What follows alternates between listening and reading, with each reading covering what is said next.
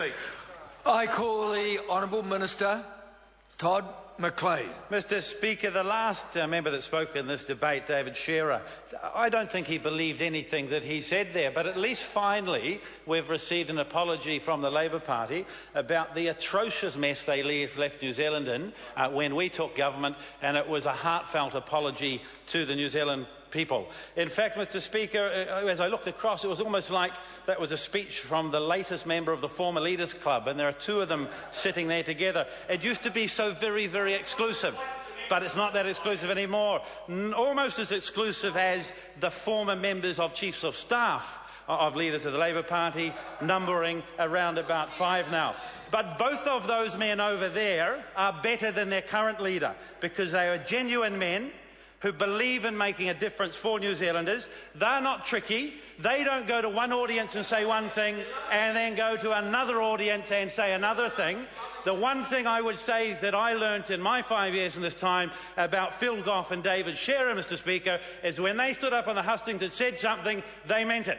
Now, they might have been wrong every single time, but at least they meant it. And that can't be said for the new leader of the Labour Party, Mr Tricky Dicky, who actually likes to go to parts of Auckland and stand on top of buses with a microphone, putting on funny voices and telling people what they should do and how they should vote.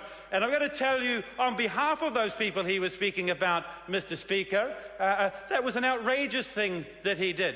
He was condescending to them, he was horrible to them, and I bet you he then went to another audience, changed his voice, and was oh so very tricky, and gave them such a different idea of what the country would be like. So I actually say there needs to be another member of the former Leaders Club, and that's their current leader on that side, Mr Tricky. He should go and join them. And on behalf of the Labour Party and New Zealanders, either of those last two gentlemen, David Shearer, Phil Goff, actually, who did a great job on behalf of the Labour Party, who were let down by the Labour Party, should come back and actually fill the great void that sits over there.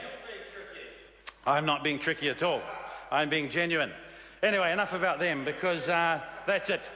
Mr Speaker, what I want to do is congratulate my friend and colleague and our newest minister, the Honourable Paseta Sam Lotuinga. And what a great thing it is in such a diverse party we have here in the National Party that he becomes a minister in our government. Indeed, the great thing about this government, compared to that party opposite who governed for a very long 9 years when New Zealanders were left in the cold, is that it is about what's best for New Zealanders going forward. And I think that having Sam Lotuinga become a minister says so very, very much. Indeed, Mr Speaker, I read in a newspaper the other day that when we come to the election later this year, there will be 13 people who were members of this parliament in government from the National Party at the 2011 election who will have resigned. Some have already gone. Some are retiring and going back to their lives.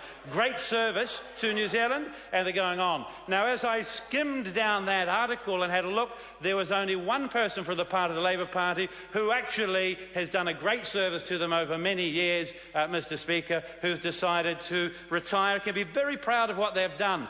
And I think the reason that that person has decided to retire is they've just had enough of the trickiness and they want to go back to life with it. And some members are nodding their heads, had enough of the trickiness, and they said that the Labour Party they're in today, that they've served dutifully for all of those years, is not the Labour Party they joined all those years ago, that actually was seeming to care about New Zealanders at the time, but now will just say anything to any audience to get any vote so they can get over on this side and start ruining the country again, Mr Speaker. Can I say I'm grateful to our Prime Minister, not only for the leadership he's shown over the last 5 years, but also for giving me the honour to do a little bit of extra work as part of his government as a minister.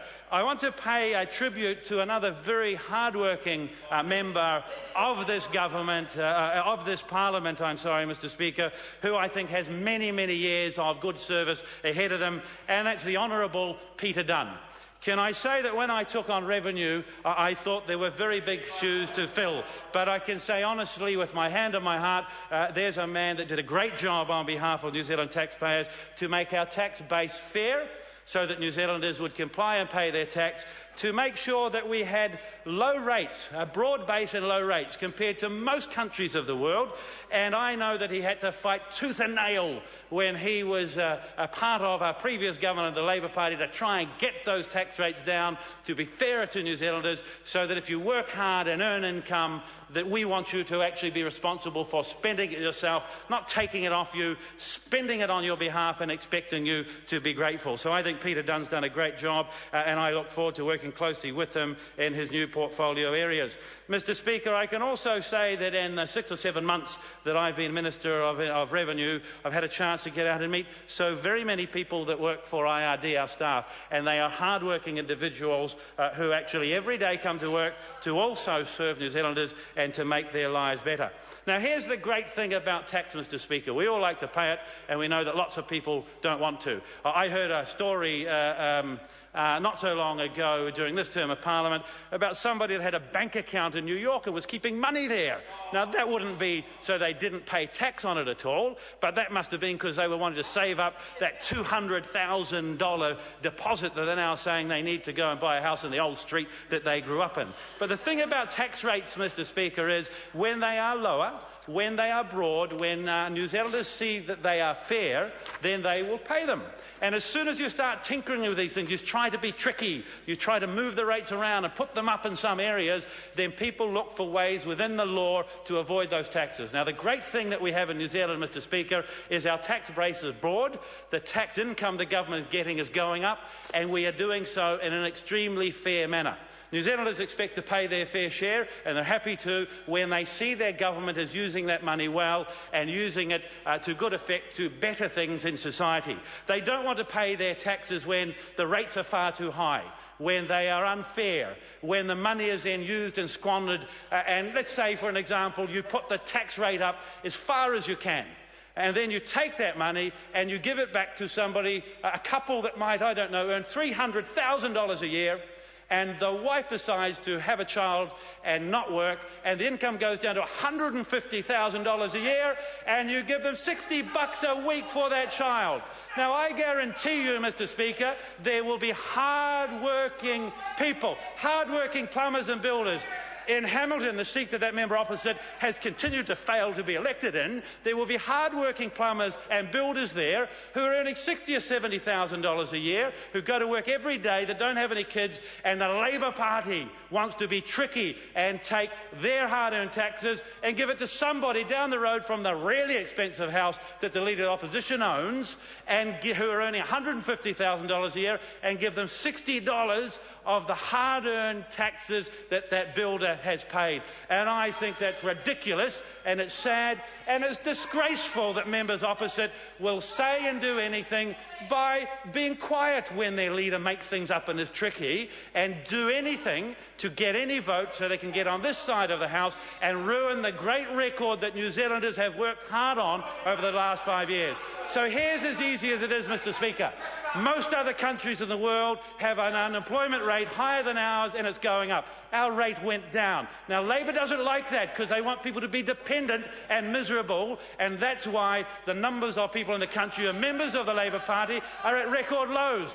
Now, here's the thing about the member opposite with the loudest voice on that side. It sounds good when she's on TV, but every time, every 3 years, it comes time for people to vote for her. She's too tricky, and it never works out. And here is a prediction. If she doesn't swap seats and go somewhere to help out another National Party candidate to get a bigger majority, Tim McIndoe, up and down his electorate, will tell people what's going on. The people of Hamilton are very, very intelligent people, Mr. Speaker, and I give you an absolute heartfelt guarantee her result will be worse than the member opposite, who's really tricky, who is the leader of their party, who's trying to convince people all over the country. It will. And Tim McIndoe will continue to be the hard-working MP for Hamilton, as David Bennett is. And you know, Mr. Speaker, the Prime Minister was right. If those guys want to be tricky, I can't wait for the election this year. Let's bring it on. Moana Maki.